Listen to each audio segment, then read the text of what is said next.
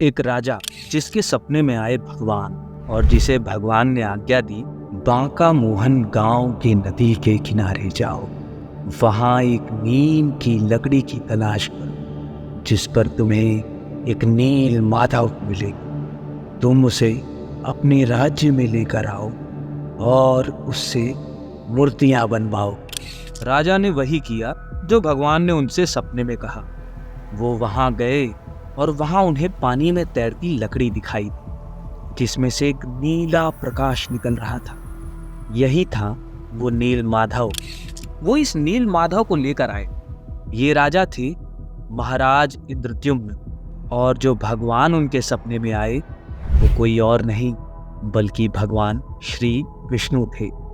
इससे पहले कि हम इस इंटरेस्टिंग कहानी को आगे बढ़ाएं और आपको भगवान जगन्नाथ की पूरी कहानी बताएं, अगर आपने हमारे चैनल को सब्सक्राइब नहीं किया है तो अभी सब्सक्राइब कर लें ताकि हम आपके लिए ऐसे ही इंटरेस्टिंग और रहस्यों से भरी वीडियोस बना सकें। तो चलिए दोस्तों, शुरू करते हैं आज का वीडियो। जब राजा इंद्रद्युम्न ने उस नील माधव को अपने हाथों से उठाया तो उन्हें एक बहुत ही पावरफुल एनर्जी महसूस हुई। एक ऐसी एनर्जी जो आज से पहले उन्होंने कभी भी महसूस नहीं की थी।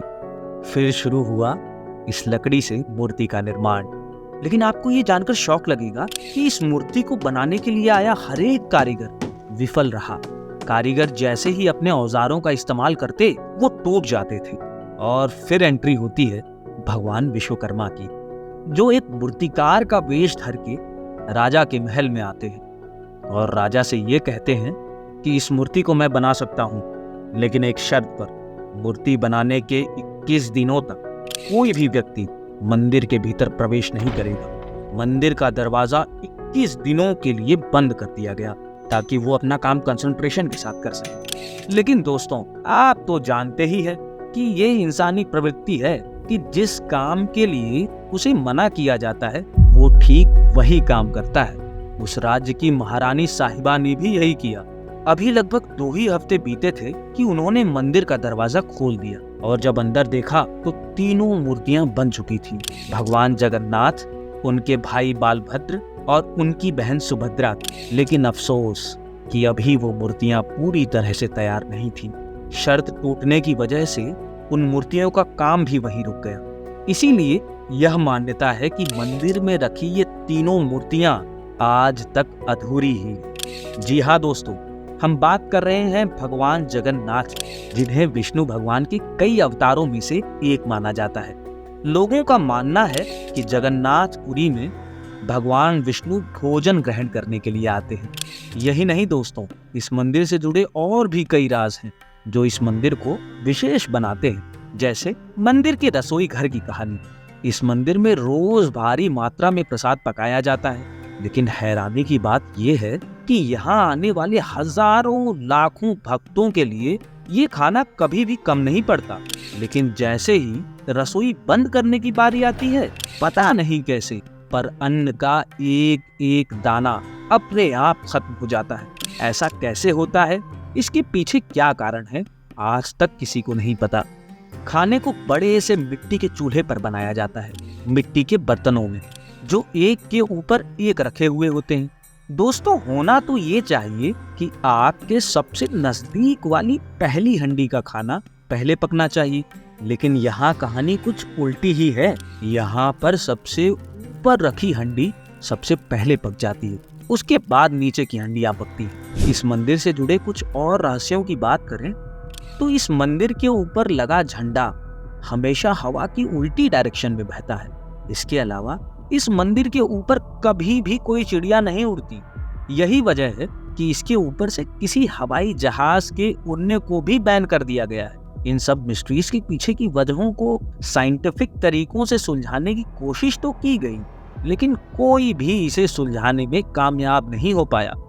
इस मंदिर से जुड़ा एक और रहस्य भी है। इसका जुड़ाव मंदिर में निभाई जाने वाली एक प्रथा से है, जो यह है कि हर 12 साल पर इस मंदिर की मूर्ति को बदला जाता है। यानी इन मूर्तियों के बनने में इस्तेमाल की जाने वाली लकड़ी को बदला जाता है और इस तरह पुरानी मूर्तियों को बदलकर नई मूर्तियों को स्थापित किया जाता है।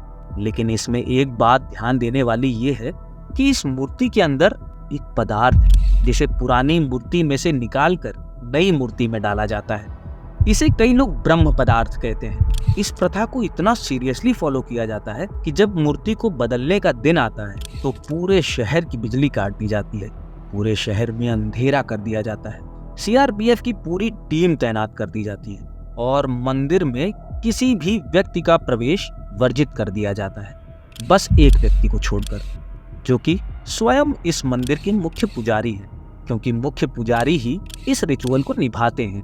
लेकिन ध्यान रहे, इस राज के पीछे की असलियत जानने का अधिकार उन्हें भी नहीं है। जब वे इस प्रथा को निभाते हैं तो उनकी आंखों पर पट्टी बांध दी जाती है और हाथों में बांध दिया जाता है एक मोटा ग्लव्स, ताकि उन्हें भी पता न चले कि आखिर ब्रह्म पदार्थ है क्या। लोगों का मानना है कि अगर किसी व्यक्ति ने इस ब्रह्म पदार्थ को देखा तो उसकी मौत हो जाती है। कुछ पुजारियों से जब बात हुई तो उन्होंने ये बताया कि जब उन्होंने ब्रह्म पदार्थ को अपने हाथों में लिया तो उन्हें असीम ऊर्जा का अनुभव हुआ और ऐसा लगा जैसे उनके हाथों में कोई जीती जागती वस्तु है। कुछ लोग इसे भगवान श्री कृष्ण का जीता जागता धड़कता दिल भी मानते हैं, जो इतना समय बीत जाने पर भी जीवित है। इसके पीछे की कहानी जानने के लिए महाभारत की ओर जाना होगा। महाभारत खत्म हो चुका था। श्री कृष्ण जंगल में विश्राम कर रहे थे। उसी दौरान एक शिकारी का जहरीला तीर उनके पैर में आकर लगा और इस तरह उन्होंने अपनी देह त्यागी।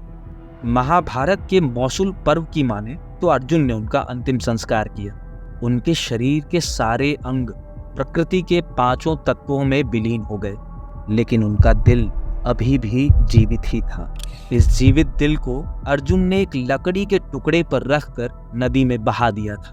माना जाता है कि राजा इंद्रद्युम्न को जो नील माधव मिला था वह यही कृष्ण का दिल था, और यही वजह है कि लोगों का मानना है कि भगवान जगन्नाथ की मूर्ति जीवित है, क्योंकि उसके भीतर श्री कृष्ण का धड़कता दिल है। इस मंदिर की ध्वजा से जुड़ी एक और मान्यता भी है। इस मंदिर के झंडे को रोज शाम को बदला जाता है। अगर ऐसा नहीं किया गया तो मंदिर पूरे 18 सालों के लिए बंद हो जाएगा। दोस्तों, इस मंदिर के इतिहास की बात करें तो इस पर कई हमले हुए। इस्माइल गाजी, फिरोज शाह तुगलक, औरंगजेब और आगे चलकर अंग्रेजों द्वारा इस मंदिर को तोड़ने की कोशिशें की गई। इस पर लगभग 18 बड़े हमले हुए, जिसमें मंदिर और मूर्ति को नुकसान पहुंचाया गया। बहुत बार तो ऐसा हुआ कि भगवान की मूर्ति को बचाने के लिए छुपाना पड़ता था। कभी मूर्ति को जमीन में गाड़ दिया जाता था। उड़ीसा के एक दुष्ट राजा रक्तबाहु ने भगवान के मंदिर को तोड़ने की कोशिश की। इसी वजह से भगवान की मूर्तियों को सोनेपुर गांव के एक गुफा में छुपा दिया गया था, जो यहाँ पर 140 सालों तक छुपा रहा। यही वजह है कि इस मंदिर के भीतर आज भी सनातन धर्म के अलावा किसी व्यक्ति का भीतर जाना वर्जित है। तो ये थी कहानी भगवान जगन्नाथ की। लेकिन भारत में ऐसी और भी जगहें हैं जिनसे जुड़े कई रहस्य आज भी कहीं न कहीं दफन है। हम आपके लिए इन्हीं रहस्यों से जुड़े वीडियोस तैयार करते हैं। अगर आप हमारे चैनल को लाइक और सब्सक्राइब करेंगे तो हमें ऐसे और भी रहस्यों पर वीडियोस बनाने का मोटिवेशन मिलेगा। तो मिलते हैं अगले वीडियो में, तब तक के लिए शब्बा खैर, गुड बाय।